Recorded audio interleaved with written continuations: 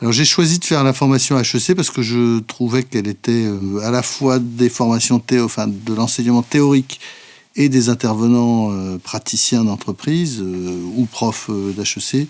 Je trouve qu'il y avait un très bon équilibre. Et puis c'est aussi les rencontres qu'on fait dans les promos qui sont généralement assez homogènes et donc qui permet aussi de tisser des liens et de s'enrichir des expériences des différents participants en plus de ceux des intervenants.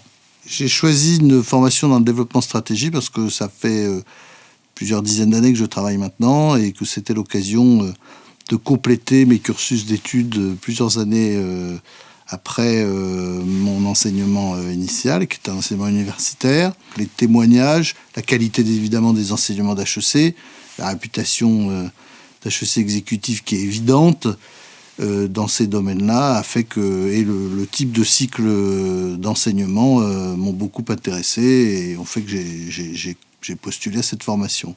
Une bonne stratégie, c'est celle qui est comprise par son public, donc avant tout par ses actionnaires, par ses salariés, par ses clients. Venez parce que c'est toujours des enseignements de très grande qualité, puis il y a le temps de l'échange avec des gens qui pratiquent, les intervenants, mais aussi les participants.